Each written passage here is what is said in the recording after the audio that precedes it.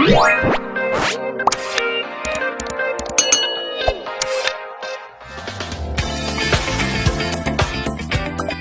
semua kan hidupnya nggak bisa lepas dari listrik. Tapi pernah nggak sih kepikiran apa yang ada di balik tembok rumah kita yang kelihatannya kokoh itu? Di sana ada sebuah jaringan yang super vital, tapi sering banget kita lupain, instalasi listrik. Dan tahu nggak, disitulah tanpa kita sadari, bahaya kebakaran terbesar seringkali berawal. Nah, kali ini kita bakal bongkar tuntas gimana caranya mastiin urat nadi rumah kita ini benar-benar aman. Oke, yuk kita langsung aja ke pertanyaan intinya. Coba deh pikirin, dari semua kemungkinan, misalnya kompor yang lupa dimatiin, kebocoran gas, atau bahkan petir, apa sih yang jadi penyebab nomor satu kebakaran di rumah? Jawabannya mungkin bakal bikin Anda kaget. Yep, jawabannya adalah ini. Bukan karena kecerobohan sesaat, tapi sesuatu yang jauh lebih mendasar. Kesalahan dalam pemasangan jaringan listrik. Ini tuh kayak bahaya yang sengaja ditanam di dalam dinding kita, tinggal nunggu waktu yang salah aja untuk muncul. Ngeri kan? Sekarang, mari kita bedah satu persatu. Gimana sih bentana ini bisa dimulai? Percaya atau enggak, kebakaran hebat itu seringkali berawal dari kesalahan perencanaan yang kelihatannya sepele dan sebenarnya bisa banget dihindari dari awal. Oke, ini dia kesalahan paling fatal. Nganggep instalasi listrik itu urusan belakangan. Ah, gampang, nanti aja. Padahal cara yang benar itu semuanya harus dirancang matang dari awal banget. Sebelum tembok diplester pun, pipa buat jalur kabelnya udah harus ditanam. Kenapa? Ini bukan cuma soal biaya loh. Bayangin, ngebobok tembok yang udah jadi, itu resikonya bisa merusak struktur. Dan jalur kabelnya jadi nggak standar. Nah, disitulah nantinya bisa jadi titik lemah. Kesalahan besar kedua tuh ini. Main tebak-tebakan soal kebutuhan daya. Banyak banget yang cuma kira-kira, rumah segini paling butuh listrik sekian. Ini benar-benar resep buat kekacauan. Kalau nggak dihitung dengan benar, sistem kelistrikannya bisa nggak kuat nampung beban, dan itu bahaya banget. Jadi, poin krusialnya adalah kita wajib melakukan semacam audit daya. Hitung semua peralatan yang bakal kita pakai. Jangan sepelekan alat-alat kecil ya, kayak catokan rambut. Itu bisa narik daya sampai 500 watt loh, hampir sama kayak AC kecil. Coba bayangin, kalau beberapa alat kayak gini nyala barengan di satu jalur listrik. Itulah kenapa audit daya ini penting banget. Oke, setelah kita tahu berapa daya yang kita butuhkan, sekarang kita masuk ke garda pertahanan utamanya, pemilihan material. Dan dalam sistem kelistrikan, nggak ada yang lebih fundamental selain kabel itu sendiri. Biar gampang, kita pakai contoh nyata aja. Bayangin sebuah rumah besar, AC-nya banyak, perabotan elektroniknya juga seabrek. Nah, setelah dihitung-hitung, total kebutuhan dayanya itu mencapai 11.000 watt. Ini beban daya yang gede banget, dan semua itu harus bisa ditangani oleh kabel utama.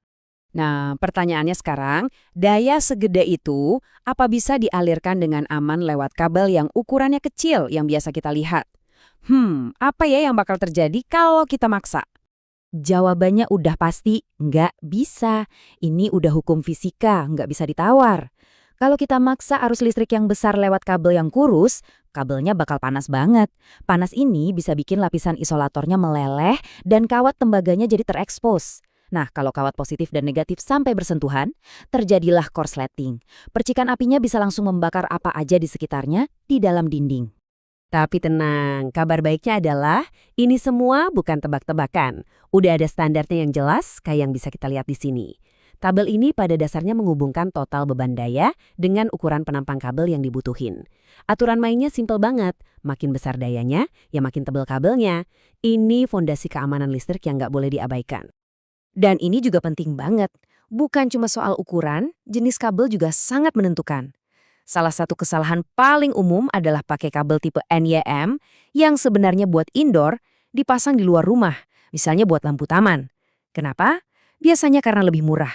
Masalahnya, lapisan putihnya itu nggak dirancang buat tahan kena panas matahari dan hujan terus-terusan.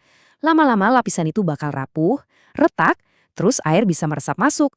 Wah, kalau udah gitu ini resep sempurna buat korsleting. Kutipan ini benar-benar merangkum semuanya dengan sempurna.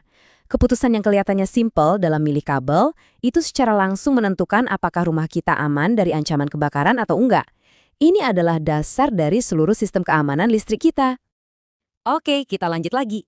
Sekarang kita lihat gimana semua komponen ini disatukan. Anda bisa aja punya material terbaik di dunia, tapi semua itu bakal sia-sia kalau nggak dipasang dengan benar oleh tenaga ahli yang kompeten. Ini nih yang harus Anda perhatikan. Instalasi yang profesional itu kelihatan rapi dan terorganisir. Mereka pakai konektor standar. Bukan cuma kabel dililit-lilit pakai tangan terus diselotit. Sambungannya harus paten dan kencang. Kenapa? Karena sambungan yang kendor itu adalah titik paling rawan terjadinya korsleting. Profesional sejati tahu persis hal ini. Dan satu lagi yang sering banget dilupain, grounding.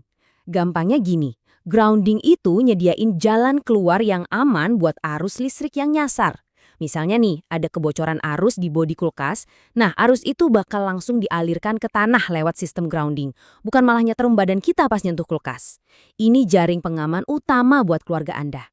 Baik, setelah kita paham semua komponen pentingnya, yuk kita rangkum poin-poin paling penting yang bisa langsung Anda terapkan buat mastiin keamanan rumah Anda. Jadi, ini dia rangkumannya. Pertama, rancang dengan matang dari awal. Kedua, hitung kebutuhan daya dengan akurat, jangan kira-kira. Ketiga, pilih material yang tepat, jangan kompromi soal kualitas. Dan yang paling penting keempat, serahkan pekerjaan instalasinya pada ahlinya. 4 langkah ini adalah investasi terbaik untuk keselamatan keluarga Anda.